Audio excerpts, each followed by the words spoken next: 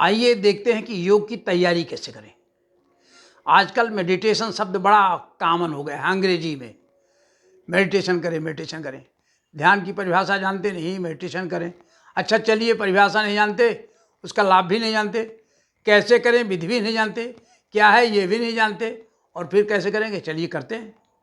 ऐसे नहीं होता भाई। हमारे एक विद्यार्थी ने कहा, सर 3 दिन में मेडिटेशन बता दीजिए, कैसे बढ़िया चलने लगे ये हमारा है मेडिटेशन फॉर सक्सेस। चलिए, जैसे आपको करना होगा आप करिए। मैं आपको योग जो है ये बता रहा हूँ कि कैसे कैसे धीरे धीरे उसकी कैसी कैसी क्रियाएं हैं, कैसी कैसी गति है, कहाँ जाएगा। तो योग के 8 अंग, अहिंसा, सत्य, आस्तेय, ब्रह्मचर्य, अपरिग्रह, ये यम में है। फिर जो है शौच, संतोष, तपा, स्वाध्याय, ईश्वर प्रधानाने नियम। फिर यम नियम के बाद आसन आता है। लोग प्रायः आसन से शुरू करते हैं, यम और नियम को पूरी तरह से छोड़ देते हैं। यम है अहिंसा। अहिंसा का मतलब ये हुआ, अहिंसा प्रतिष्ठायाम तत्सन्निधौ वैर त्यागा। हम किसी से बैर नहीं मानते। सभी प्राणियों में सर्वभूत हिते रता, गीता में लिखा हुआ है। समस्त प्राणियों को क्या मानते हैं? मित्रवत देखते हैं। मित्रवत सर्वभूतेषु यह पश्यत स पश्यति। उसमें दया, करुणा, मैत्री, सहिष्णुता होती है, वो योगी होता है। तो पहली चीज ये मन से आती है। अहिंसा का मतलब ये नहीं होता कि दुश्मन को नहीं मारेंगे। नहीं तो कृष्ण कंस को क्यों मारते, फिर राम रावण को क्यों मारते, फिर हमारी सेना अपने दुश्मनों का सर्वस्व नाश क्यों करती, फिर राम के लिए दैत्यवंश निकंदनम की पूजा नहीं होती। इसलिए अहिंसा ये नहीं है कि किसी ने गाल पर एक थप्पड़ मारा तो आपने दूसरा गाल भी बढ़ा दिया कि इसमें 2 थप्पड़ मार लीजिए। और इसको न समझने से, अहिंसा को न समझने से देश का बहुत नुकसान हुआ है।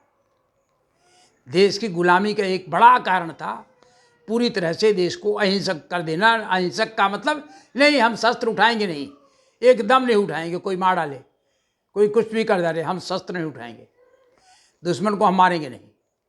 ये योग की ना समझदारी है अहिंसा की। राजा दंड देने के लिए पैदा हुआ है, राजा योग क्षेम के लिए पैदा हुआ है। जो गलत कर रहा है उसको दंड देना है, और जो अच्छा कर रहा है उसको पुरस्कार देना है। ये उसका गुणधर्म है।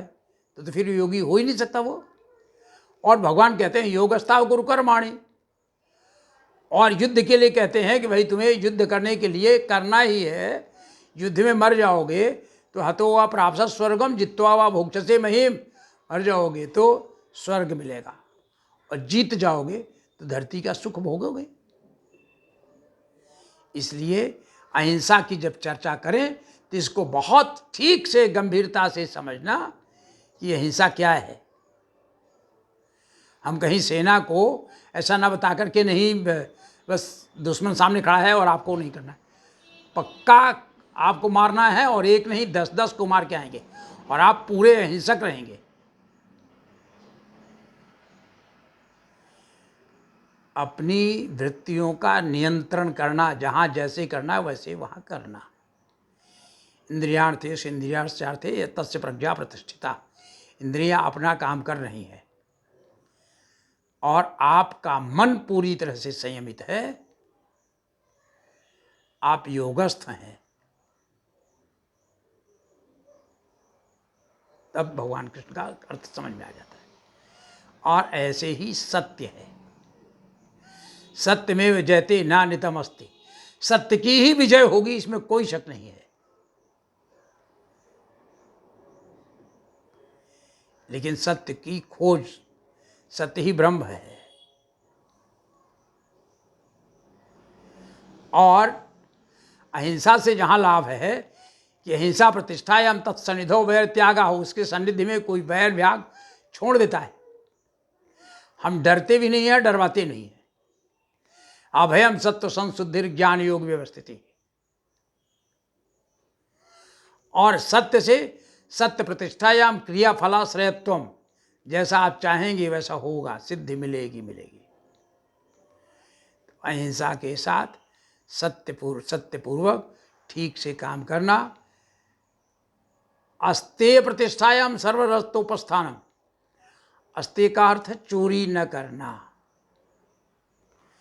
तो यदि हमारा मन ऐसे प्रतिष्ठित हो गया, मन पे हमने अपने नियंत्रण किया, तो आपको सब कुछ मिल जाएगा। सर्वरत्नोपस्थान, उपस्थित हो जाएंगे। ऐसे ही शब्द ब्रह्मचर्य है।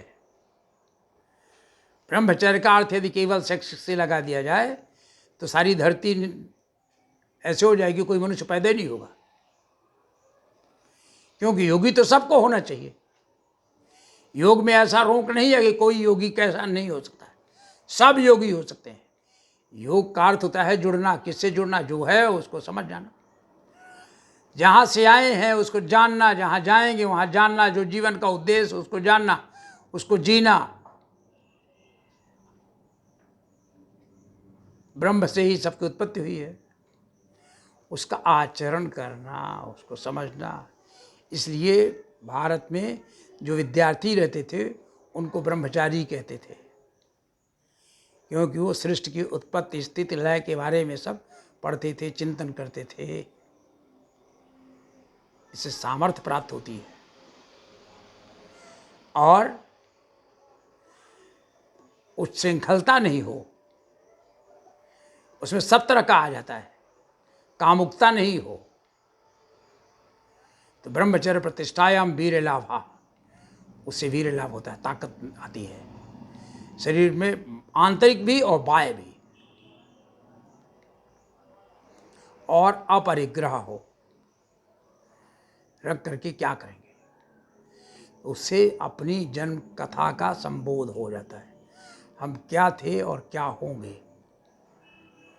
अपना ज्ञान हो जाता है। इसको कहते हैं यम। लेकिन ये केवल पढ़ने का विषय नहीं है, ये जीने का विषय है और अपना लक्ष्य प्राप्त करने का विषय है। ये जीवन जीने की कला है। यम के बाद नियम है, शौच संतोष तपः स्वाध्याय ईश्वर प्रणिधानानि नियमा। और शौच है अंदर और बाहर दोनों तरह की शुचिता, पवित्रता। शौचात स्वांग जुगुत्सा परहिर संसर्गा। और सत्व शुद्धि हो जाए तो सत्व शुद्धि सौ मनस्य एकाग्र इंद्रिय जय आत्मदर्शन योगत्व।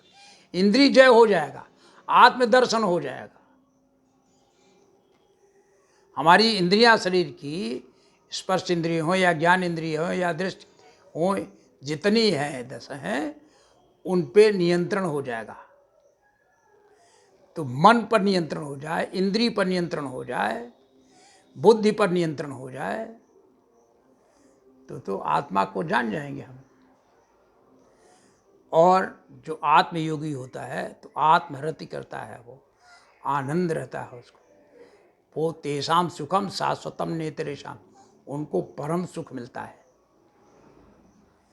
वो सब काम करते हैं लेकिन सुखी रहते हैं। संतोष मिल गया तो उत्तम सुख लाभ मिलता है। संतोषाद अनुत्तम सुख लाभा। तप करने से कायेंद्रिय शुद्धि क्षया तपसा, इंद्रियों की, शरीर की जो अशुद्धि है उसका क्षय हो जाता है।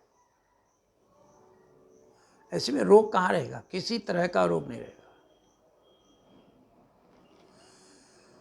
स्वाध्याय से जिस देवता को हम चाहेंगे उसका दर्शन होगा, स्वाध्याय अधिष्ट देवता संप्रयोगा। इसलिए और फिर ये जाने कि ईश्वर क्या है। अब तो लोग सरल कह देते ईश्वर हम जानते नहीं, ईश्वर होता ही नहीं है।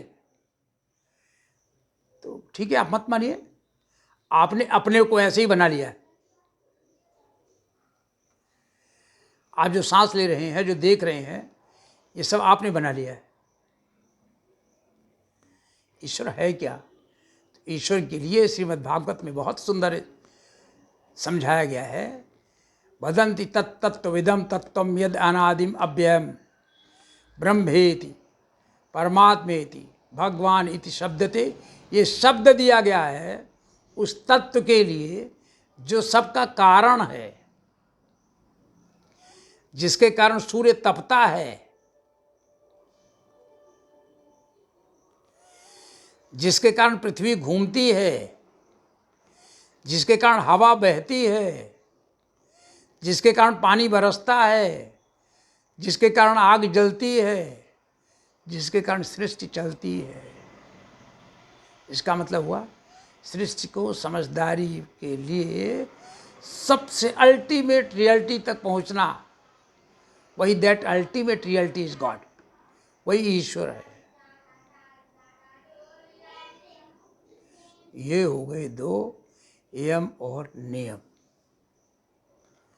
यदि इनको ठीक से समझ लिया जाए और इनको जीने में लगाया जाए, जीवन की पद्धति में अपनाया जाए, तो योग की तरफ हम ठीक से बढ़ सकते हैं। तो आइए फिर अगले दिन में आसन की तरफ देखते हैं।